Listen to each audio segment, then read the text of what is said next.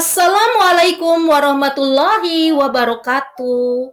Sekarang kita bahas tentang fasisme sebagai sebuah ideologi dunia. Nah, sebelum kita bahas tentang fasisme lebih jauh, kita harus membahas terlebih dahulu apa pengertian dari fasisme.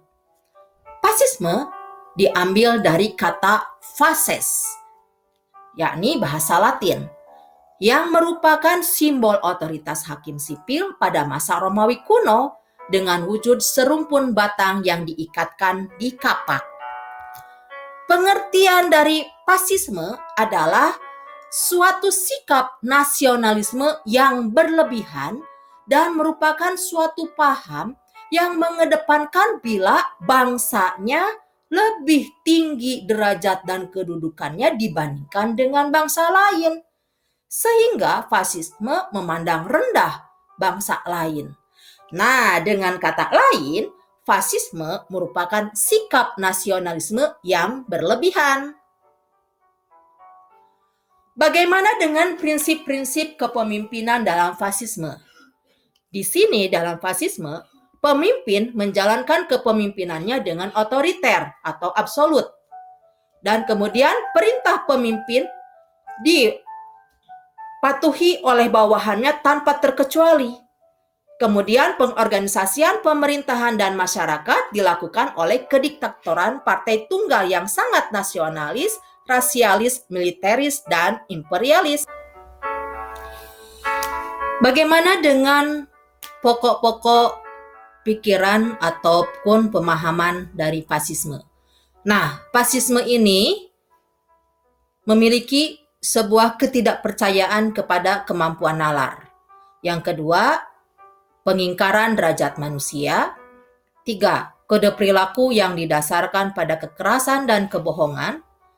Yang keempat, pemerintahan dipegang oleh kelompok elit. Yang kelima, totalitarisme. 6. Rasialisme dan imperialisme. Serta fasisme menentang hukum dan ketertiban internasional.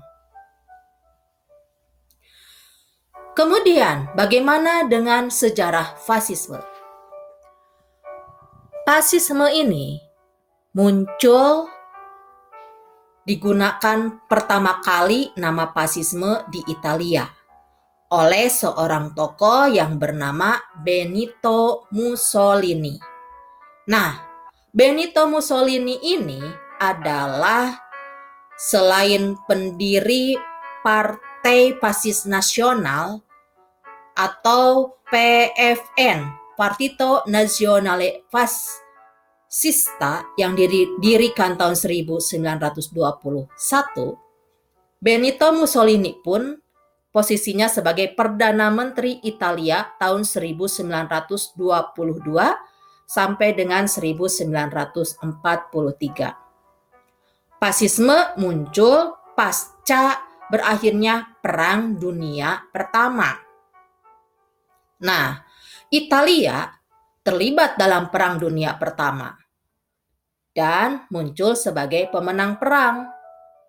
Namun, Italia tidak mendapatkan apa-apa dari hasil Perang Dunia Pertama tersebut. Materi tentang dunia pertama akan dibahas nanti.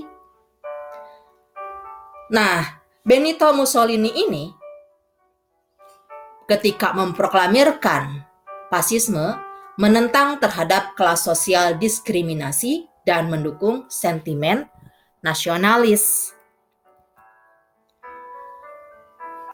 Fasisme semakin populer dan juga semakin bangkit ketika Adolf Hitler memimpin Partai Nasion Sosialise atau dikenal dengan Partai Nazi dan menjadi kanselir Jerman pada tahun 1933.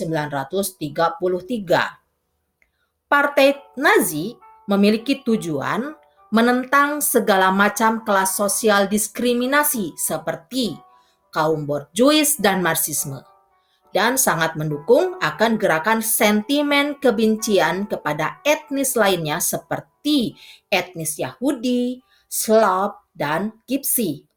sepak terjang tentang hal ini akan dibahas di dalam materi Perang Dunia Kedua ketika Adolf Hitler berupaya untuk memberangus dan menghabisi etnis Yahudi. Selanjutnya, bagaimana dengan nilai-nilai fasisme? Nilai-nilai fasisme itu ada 3. Pertama, ultranasionalis. Kedua, pemerintahannya diktator. Yang ketiga, rasisme dan pelanggaran HAM. Kita bahas tentang ultranasionalis. Karena ultranasionalis ini menjadi sebuah paham yang nantinya akan berdampak sangat besar bagi kehidupan dunia pada selanjutnya. Di sini Jerman dengan Lebensraum atau ruang hidup. Kemudian Italia Irredenta. Kemudian Jepang dengan Hakko Ichiu-nya.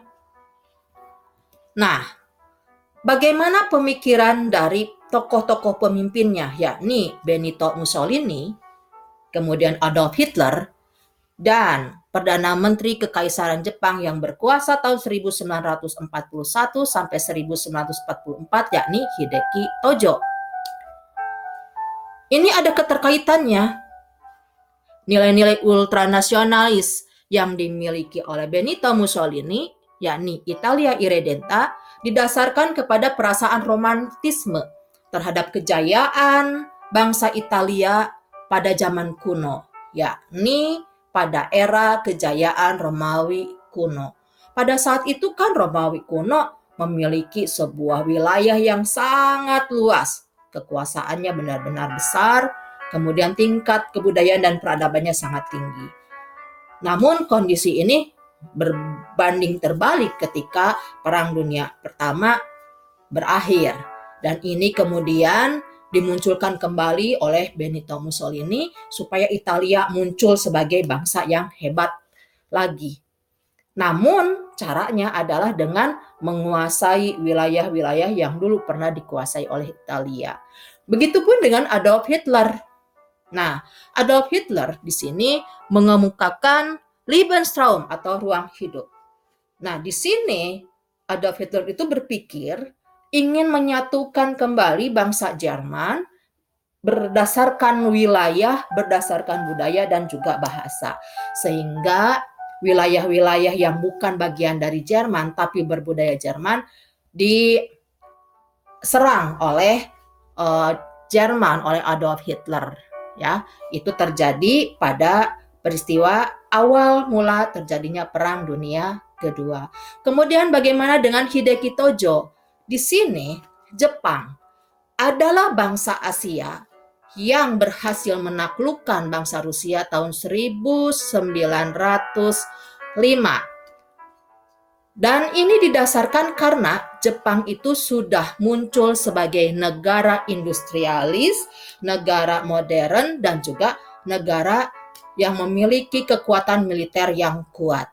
Dengan kemampuan Jepang untuk mengalahkan Rusia, memunculkan harga diri yang sangat tinggi, memiliki rasa percaya diri yang tinggi juga, sehingga muncul sebuah keinginan untuk menguasai negara-negara lain di luar Jepang, supaya negara-negara tersebut berada di bawah satu kekuasaan. Maka muncullah yang namanya Hakko Ichiu. Nah, ketiga pemikiran tersebut memunculkan dan memicu terjadinya Perang Dunia Kedua yang melanda Eropa dan juga Asia. Namun, untuk bahasan tentang Perang Dunia Kedua akan dibahas nanti. Ada sesinya ya. Oke, itu saja yang bisa disampaikan tentang fasisme. Sekian, terima kasih. Wassalamualaikum warahmatullahi wabarakatuh. Historia Magistra Vitae.